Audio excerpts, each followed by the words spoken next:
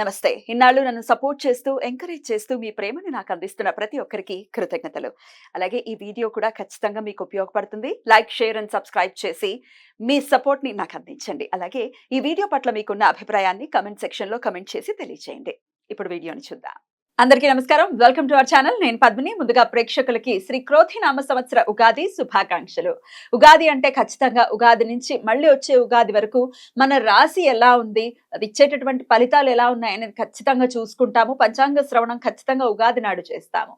అయితే ఈ సంవత్సరం కాలం పాటు కూడా ఈ క్రోధి నామ సంవత్సరం ద్వాదశ రాశులకి ఎలాంటి ఫలితాలను ఇవ్వబోతోందో మనకు తెలియచేయడానికి మనతో పాటు సిద్ధంగా ఉన్నారు వైదిక ఆస్ట్రాలజర్ అవినాష్ దాస్ గారు. మాట్లాడదాం. అవినాష్ గారు నమస్తే అండి. నమస్తే అండి. ఓం నమ శివాయ. ఓం నమో వెంకటేశాయ. ముందుగా మీకు ఉగాది శుభాకాంక్షలు. థ్యాంక్ యూ అండి. Thank you so much. Right. ఏంటి మీరు డిఫరెంట్ గా వేశారు ఇది? ఇది నార్త్ స్టైల్ అండి. కొంచెం మన ప్రేక్షకులు ఈజీగా అర్థం అవడానికి ఏ కన్ఫ్యూజన్ లేకుండా. రైట్. నార్త్ లో ఇలా వేస్తారు, మీరు ఈ స్టైల్లోనే చూస్తారా? అవునండి, ఈ స్టైల్లో చూస్తాను, సౌత్ లో చూస్తాను, నాకు అన్ని అర్థమవుతాయండి. ఇది ప్రేక్షకులు కొంచెం ఈజీగా అర్థమవుతుంది. లగ్నం మారదు, ఎప్పుడు లగ్నం ఓన్లీ ఇది ఈ ఇంట్లో పైన ఇల్లు అయితే ఉందో అదే లగ్నం. సో ఈజీగా అర్థమవుతుంది. సో ఈ క్రోధి నామ సంవత్సరం ఎలా ఉండబోతోంది, దేశకాలమాన పరిస్థితులు ఎలా ఉండబోతున్నాయి, ఎవరి చేత పాలింపబడుతున్నాం ఈ సంవత్సరం ఇత్యాది విషయాలు, అలాగే ద్వాదశ రాశి ఫలాలు కూడా మీ ద్వారా. ఈ సంవత్సరం ఎలా ఉండబోతుంది ముందు అది చెప్తానండి. ఈ సంవత్సరం రాజు అధిపతి కుజుడు కుజుడు చేత పాలించబడతాడు. కాబట్టి కుజుడు చేత రీఫార్మ్స్ ఉంటాయి. అది కాకుండా మన భారతదేశానికి ఈసారి ఏప్రిల్ 25న కుజ దశ మొదలవుతుంది. కాబట్టి కుజ దశ ఇంప్లికేషన్స్ ఉంటాయి. కుజ దశ ఇంప్లికేషన్స్ ఏంటంటే, ఫస్ట్ రియల్ ఎస్టేట్లో రెగ్యులేషన్ జరుగుతుంది. ఇప్పుడు దాకా మనం చూసాము, అడ్వాన్స్ ఇస్తాము, తర్వాత మన చేతికి ఫ్లాట్ రాదు. అవన్నీ ఇప్పటి నుంచి ఉండవు. చాలా జాగ్రత్తగా ప్రతిదీ రెగ్యులేషన్తో జరుగుతుంది. మన మినిమం ఒక గ్యారంటీ ఉంటుంది, మీ ఫ్లాట్ మీ చేతిలోకి వస్తుంది. గవర్నమెంట్ చేతిలోకి రియల్ ఎస్టేట్ని తీసుకోబోతుంది. ఒకటి ల్యాండ్, సెకండ్ అగ్రికల్చర్లో కూడా ఎంఎస్పి ప్రైస్ ఏదైతే ఉందో అది కూడా గవర్నమెంట్ ఫిక్స్ చేసి కంట్రోల్లో పెట్టి రెగ్యులేషన్ చేస్తుంది. సో అగ్రికల్చర్ గవర్నమెంట్ చేతిలోకి వెళ్తుంది, రియల్ ఎస్టేట్ గవర్నమెంట్ చేతిలోకి వెళ్తుంది. ఆర్మీ చాలా స్ట్రాంగ్ అవుతుంది. ఆర్మీ అనేది కుజుడితో కంట్రోల్ అవుతుంది కాబట్టి ఆర్మీ కూడా చాలా స్ట్రాంగ్ రూలర్షిప్ ఉంటుంది ఈ సంవత్సరం. అది కాకుండా ఈసారి భారతదేశం హిందూ రాష్ట్రం అయి తీరుతుంది. ఇది కంపల్సరీ, దీన్ని ఎవరు ఆపలేరు. భారతదేశం హిందూ రాష్ట్రం అవ్వటం ఏమిటి? ఈసారి కుజుడు ఉన్నాడు అధిపతి కాబట్టి సనాతన ధర్మం ఒక విశిష్టత మొత్తం భారతదేశం ఉంటుంది. అంటే ఆధిపత్యం ఖచ్చితంగా ఎలాగో ఉంది, ఎందుకంటే మనం మెజారిటీ హైందవులే ఉన్నారు కాబట్టి హైందవం చాలా అద్భుతంగా ముందుకు వెళ్తుంది అని చెప్తూ. హైందవం చాలా అద్భుతంగా ముందుకు వెళ్తుంది. కొన్ని మత ఘర్షణలు కూడా జరుగుతాయి. ఇంకో పాయింట్ చాలా ఇంపార్టెంట్, ట్రాఫిక్ రూల్స్ మారబోతున్నాయి. చాలా సీరియస్ గా ట్రాఫిక్ రూల్స్ ఇంప్లిమెంట్ చేయబోతున్నారు. ఇప్పుడు లాగా ట్రాఫిక్ రూల్స్ ఉండవు, హైవే మీద యాక్సిడెంట్స్ ఉండవు. చాలా నీట్ గా కంట్రోల్ చేస్తారు. మొత్తం రోడ్డు మీద మీరు రాంగ్ రూట్ వెళ్ళినా ఫైన్ భారీగా వేస్తారు. హెల్మెట్ లేకపోయినా రూల్స్ అన్ని మారబోతున్నాయి. దుబాయ్ లో ట్రాఫిక్ కంట్రోల్ ఎంత సీరియస్ గా ఉంటది, ఇక్కడ ట్రాఫిక్ అంత సీరియస్ గా చేయబోతున్నారు. ల్యాండ్ రేట్స్ కూడా కొద్దిగా పెరిగే అవకాశం ఉంది. ప్లస్ ల్యాండ్ రెగ్యులేట్ చేస్తారు. అది కాకుండా రివర్స్ మైగ్రేషన్, కెనడా నుంచి ఆస్ట్రేలియా నుంచి చాలా మంది తిరిగి వస్తారు ఇక్కడికి. ఎందుకంటే బిజినెస్ ఆపర్చునిటీస్ బాగా పెరుగుతాయి. మనం వేరే దేశాల్లో చూస్తే ఈ laws, green laws, eco tax అని రకరకాలుగా ఇండస్ట్రీస్ పెట్టడం కష్టమైపోయింది. ఇండియాలో ఇప్పుడు చాలా అవకాశం ఉంది కాబట్టి ఎన్ఆర్ఐస్ అందరూ తిరిగి వస్తారు. రైట్ అండి. ఇక గ్రహస్థితి ఒకసారి మీరు చెప్పేసిన తర్వాత ద్వాదశ రాశి ఫలాల్లోకి వెళ్దాం. గ్రహస్థితి మాట్లాడితే మనం గురువు వృషభంలో ఉన్నాడు. అంటే కృతిక తర్వాత రోహిణి, తర్వాత మృగశిర, తర్వాత ఆరద్ర అలా పయనం చేస్తాడు. తర్వాత మనం తీసుకుంటే రాహు ఉత్తర భాద్రపదలోనే ఉంటాడు. శని పూర్వ భాద్రపదలో ఉంటాడు. కేతు గ్రహము హస్త నక్షత్రంలో ఉంది. ప్రెసెంట్ గురువు అయితే కృతికాలో ఉంది. మీకు ఆర్డర్ చెప్పాను, ఇది ఉత్తర భాద్రపద, ఇది పూర్వ భాద్రపద, ఇలా చెప్పాను. కానీ ప్రజలకు అర్థం అవ్వాలంటే ఫస్ట్ మీకు ఎక్స్ప్లెనేషన్ ఇస్తాను నేను. శాటర్న్ అంటే శని పూర్వ భాద్రపదలో ఉంది. పూర్వ భాద్రపద అంటే ఇప్పుడు దాకా ఏం జరిగింది, ముందు ఏమి జరగబోతుంది, అంటే పాస్ట్ లో ఏం తప్పులు చేశాము, ఇప్పుడు ఎలా సరిదిద్దుకుంటాము, ఈ తప్పులు సరిదిద్దుకొని మనం ముందుకెళ్ళి ఎలా డబ్బులు సంపాదిస్తాము. అంటే ప్రతి మనిషి ఈ సంవత్సరం డబ్బులు సంపాదించడం మనం ఇంకోటి మన పాస్ట్లో ఏం చేసాము, ఫ్యూచర్లో ఏం చేయబోతున్నాము అని ఒక ప్లానింగ్ వేసుకొని మెటీరియల్గా వెళ్తాడు. ఈసారి మనిషి కొంచెం మెటీరియల్గా ఉంటాడు ఈ సంవత్సరం బికాస్ ఆఫ్ సాటర్న్ ఇన్ పూర్వ భాద్రపద. తర్వాత రాహు ఉత్తర భాద్రపద. ఉత్తర భాద్రపద అంటే ఏంటి? మెటీరియల్ నుంచి స్పిరిచువల్లోకి వెళ్ళడం. అరే ఇంత కష్టపడి నేను సంపాదించాను, ఎందుకు సంపాదించాను ఇదంతా? మా ఫ్యామిలీ, మా పిల్లలు, ఇదంతా ఓకే, కానీ నిజంగా నేను కష్టపడింది ఇంత, డస్ ఇట్ డిజర్వ్ దట్? నాకు కావాల్సింది ఏంటి? ఆ స్పిరిచువల్ లైఫ్, హ్యాపీగా ఉండడము, కూల్గా ఉండడము. సో ఆ మాయలో ఉంటాడు. మనిషి ఏమో కష్టపడుతూ ఉంటాడు, కానీ మాయ ఏమో ఏమంటుంది, కష్టపడితే ఇదంతా అవసరమా నాకు, ఎందుకు కష్టపడుతున్నాను, స్పిరిచువల్గా నేను ఎలా అవ్వాలని ఉంది నాకు అంటే. ఈ సంవత్సరం జీవితాన్ని, ఈ సంవత్సరం కేతు ఎలాగో హస్త నక్షత్రంలోనే ఉన్నారు.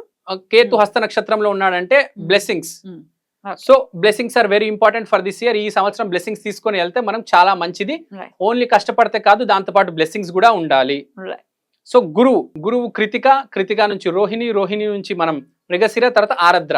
సో అలా ట్రావెల్ అవుతూ వెళ్తాడు. మీకు కృతిక గురించి స్టార్ ఆఫ్ ఫైర్, రోహిణి అంటే హ్యాపీనెస్. సో గురువు అనేది షిఫ్ట్ అవుతూ ఉంటది. సో ఒక్కొక్క నక్షత్రం వెళ్తూ కొద్దీ బేసిక్గా ఈ కృతిక, రోహిణి, మృగశిర, ఆరద్ర ఇది ఒక ఆర్డర్. బేసిక్ గా రోహిణికి వెళ్తున్నప్పుడు చాలా హ్యాపీగా ఫీల్ అవుతాడు, కొంచెం కంటెంట్ గా ఉంటాడు. మిగతా అన్ని మీకు తెలిసిన, ఇంకా మనం కష్టపడుతున్నాం కాబట్టి అది సపోర్ట్ చేస్తూ ఉంటది మనకు. కృతిక గాని, మృగశిర గాని, ఆరద్ర గాని. రైట్, ఇది గ్రహస్థితి. ఇప్పుడు ద్వాదశ రాశి ఫలాలు చూద్దామండి. మిథున రాశి వారికి ఈ ఇయర్ ఎలా ఉండబోతోందండి? మిథున రాశి వారికి ఈసారి ఆదాయం వ్యయం 2-5 వస్తుంది కాబట్టి పెద్దగా ఏం ప్రాబ్లం లేదు. ఇంకా మన గ్రహస్థితికి వస్తే ఈసారి మిథున రాశికి మనం చూసుకుంటే గురువు 12వ స్థానంలో వస్తున్నారు. సో స్పిరిచువాలిటీ చాలా ఎక్కువ ఉంటుంది. ఐసోలేషన్, ఒంటరిగా ఉండడం, మోక్షం, ఇది చాలా ఇంపార్టెంట్. సో వీళ్ళు చాలా లిమిటెడ్గా, చాలా ప్రైవేట్గా ఉంటారు. ఆ స్పిరిచువాలిటీ ఆ జోన్లోనే, దైవ ఆరాధనలోనే ఉంటారు. తర్వాత కేతువు 4వ ఇంట్లో వస్తున్నాడు. కేతువు అంటే ప్రాస్పరిటీ, హార్మనీ, ఫ్యామిలీ ఇష్యూస్ అన్నీ, కొడుకు పెళ్ళి, కూతురు పెళ్ళి, కొడుకుకో ఇల్లు కొనియడము, కూతురుకో ఇల్లు కొనియడము, కూతుర్ని MBA చేయించడము, కొడుకుకి MTech చేయించడము, అత్తకి చీర కొనియడము. సో ఫ్యామిలీలో ఇష్యూస్ అన్నీ సార్ట్ అవుట్ అవుతాయి, చాలా హ్యాపీగా ఉంటాయి.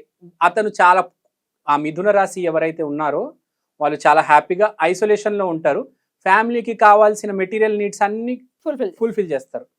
సో ఇది వీళ్ళ ఫ్యామిలీ, వీళ్ళ మానసిక స్థితి. ఇప్పుడు వస్తే పని దగ్గర రాహు 10వ ఇంట్లో ఉన్నాడు, గురు దృష్టి 6వ ఇంట్లో ఉంది. గురు దృష్టి 6వ ఇంట్లో ఉండడం వల్ల, శని దృష్టి కూడా 6వ ఇంట్లో ఉండడం వల్ల విపరీతంగా పనిచేస్తారు. మెయిన్గా జాబ్ చేసే వాళ్ళు విపరీతంగా పనిచేస్తారు. వీళ్ళని అందరూ మెచ్చుకుంటారు వాళ్ళ ఆఫీస్లో.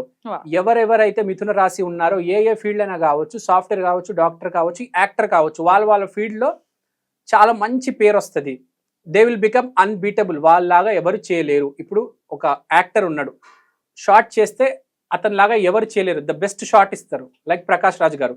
ఇప్పుడు ఒక సాఫ్ట్వేర్ ఇంజనీర్ ఉన్నారు, అతనిలాగా ఎవరు కోడింగ్ చేయలేరు. ఇప్పుడు డాక్టర్ ఉన్నారు, సర్జరీ చేస్తే అంత బాగా ఎవరు చేయలేరు, అంత మంచి పేరు వస్తుంది అనమాట డాక్టర్కి. Rahu is unbeatable in 10th house.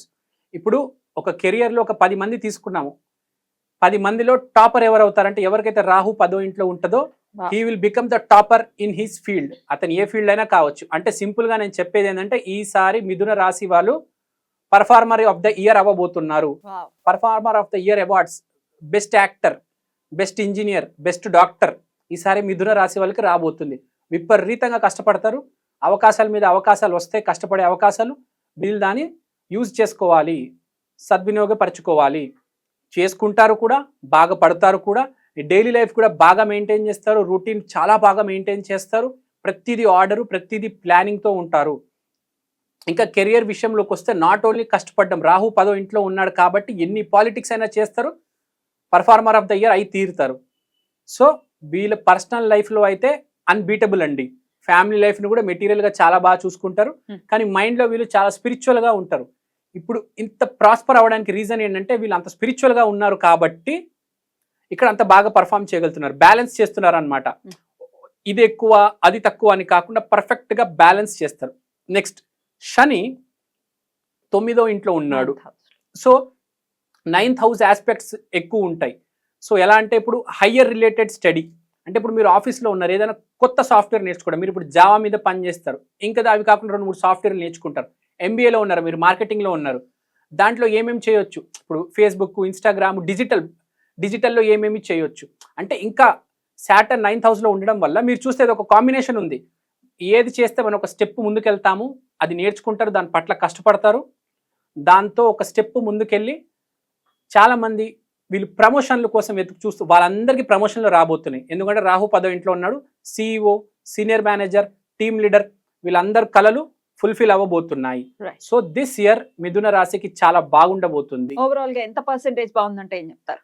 నేను వీళ్ళకి 90% బాగుందని చెప్తాను. ఈసారి చాలా బాగా పర్ఫామ్ చేస్తారు. ఈ సంవత్సరం వీళ్ళు మొత్తం ఆధారపడేది కష్టం, ఆ జాబ్, వీళ్ళు ఏ పని అయితే చేస్తారో మనసుతో ఆ జాబ్ అనేది ధ్యానం లాగా చేస్తారు. ఏ పని అయితే చేస్తారో దాంట్లో విలీనం అయిపోతారు. ఇప్పుడు మనకు యోగా చేసేటప్పుడు మెడిటేషన్ ఎందుకు అంటారంటే మన గాలి మీద ధ్యానం, శ్వాస మీద ధ్యానం.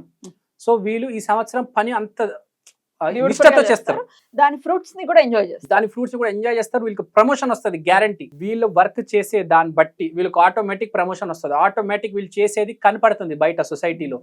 ఎందుకంటే వీళ్ళు నార్మల్ వర్క్ కాకుండా కొత్తది ఏదో హైయర్ లెర్నింగ్ నేర్చుకుంటారు. బీటెక్ వాళ్ళు MBA చేస్తారు, ఇది MS చేస్తారు, కొంతమంది సాఫ్ట్వేర్ వాళ్ళు MS చేస్తారు, డాక్టర్స్ వాళ్ళు MD చేస్తారు. So they will outperform everyone, they are going to kill it.